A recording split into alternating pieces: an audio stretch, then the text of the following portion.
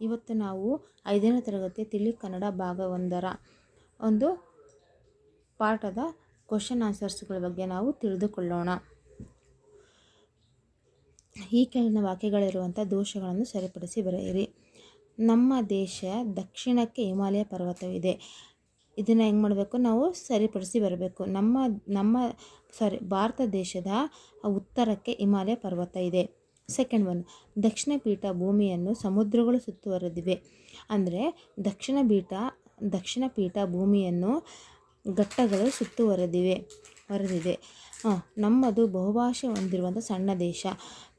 ನಮ್ಮದು ಬಹುಭಾಷೆ ಹೊಂದಿರುವಂಥ ದೊಡ್ಡ ದೇಶ ಆಗಿದೆ. ಇವಾಗ ನಾವು ಮ್ಯಾಚ್ ದ ಫಾಲೋಯಿಂಗ್ ನೋಡೋಣ. ಹಿಮಾಲಯ, ಕನ್ನಡ, ಕಾವೇರಿ, ಪಂಪ, ಕ್ರೈಸ್ತ.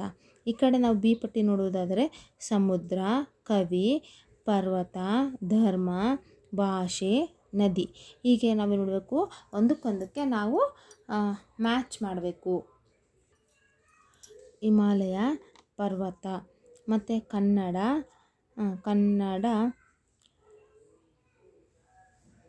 ಹೀಗೆ ನಾವು ಈ ಆ ಉ ಆ ಈ ರೀತಿ ನಾವು ಹೆಂಗೆ ಮಾಡ್ಬೋದು, ಮ್ಯಾಚ್ ಮಾಡ್ಬೋದು.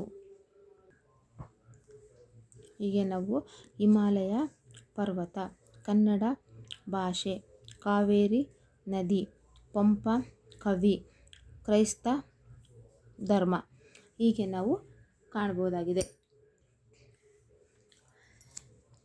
ಈಗ ನಾವು ನೆಕ್ಸ್ಟು ಬಿಟ್ಟ ಸ್ಥಳಗಳನ್ನು ಆವರಣದಲ್ಲಿ ನೀಡಿರುವಂಥ ಪದಗಳಿಂದ ಸರಿಯಾದದ್ದನ್ನು ಆರಿಸಿ ಬರೆಯಿರಿ ಅಂತ ಕೇಳಿದ್ದಾರೆ. ಇವಾಗ ನಾವು ನಮ್ಮ ರಾಷ್ಟ್ರಧ್ವಜವು ಡ್ಯಾಶ್ ಬಣ್ಣಗಳಿಂದ ಕೂಡಿದೆ. ನಮ್ಮ ರಾಷ್ಟ್ರಧ್ವಜವು 3 ಬಣ್ಣಗಳಿಂದ ಕೂಡಿದೆ. ಕೇಸರಿ ಬಣ್ಣದ ಸಂಕೇತ ಏನಾಗಿದೆ?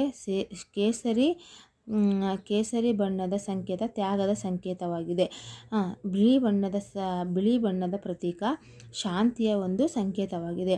ಹಸಿರು ಬಣ್ಣದ ಸೂಚಕ ಒಂದು ಸಮೃದ್ಧಿಯ ಒಂದು ಸಂಕೇತವಾಗಿದೆ. ಹೀಗೆ ಇವತ್ತು ನಾವು ನಮ್ಮ ರಾಷ್ಟ್ರ ಚಿಹ್ನೆಗಳು ಅವುಗಳ ಹೆಸರುಗಳನ್ನು ಬರೆಯಿರಿ ಅಂತ ಕೇಳಿದರೆ, ಇಲ್ಲಿ ನಮ್ಮ ರಾಷ್ಟ್ರ ಲಾಂಛನ ಬರೀಬೇಕು, ಬಾವುಟ ಬರೀಬೇಕು, ಮತ್ತು ಕಮಲದ ಹೂವು ಚಿತ್ರ ಹೆಸರು ಬರೀಬೇಕು, ರಾಷ್ಟ್ರ ಪಕ್ಷಿ ನವಿಲು, ರಾಷ್ಟ್ರೀಯ ಪ್ರಾಣಿ ಹುಲಿ. ಹೀಗೆ ಇವುಗಳ ಒಂದು ಹೆಸರುಗಳನ್ನು ಇವುಗಳ ಹೆಸರುಗಳನ್ನು ನಾವು ಒಂದು ಯಾವ್ಯಾವ ಚಿಹ್ನೆಗಳ ಕೆಳಗೆ ಬರೆಯಬೇಕು.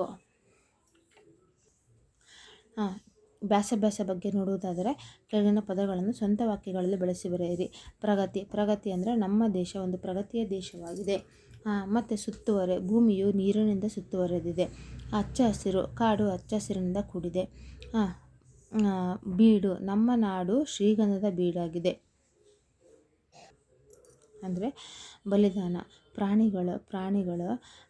ಪ್ರಾಣಿಗಳನ್ನು ಜನರು ಬಲಿದಾನ ಮಾಡುತ್ತಾರೆ ಅಥವಾ ಕೊಡುತ್ತಾರೆ. ಮತ್ತು ಬೀಡು, ಕನ್ನಡ ನಾಡು ಶ್ರೀಗಂಧದ ಬೀಡು. ನಿಮಗೆ ಈ ಒಂದು ಕ್ವಶನ್ ಆನ್ಸರ್ಸ್ ಇಷ್ಟವಾಗಿದ್ದಲ್ಲಿ please Kannada for lesson like ಮಾಡಿ, ಶೇರ್ ಮಾಡಿ, ಮೇಲೆ ಕಾಣುವಂಥ ಬೆಲ್ ಐಕಾನ್ ತಪ್ಪದೆ ಪ್ರೆಸ್ ಮಾಡಿ. ಧನ್ಯವಾದಗಳು.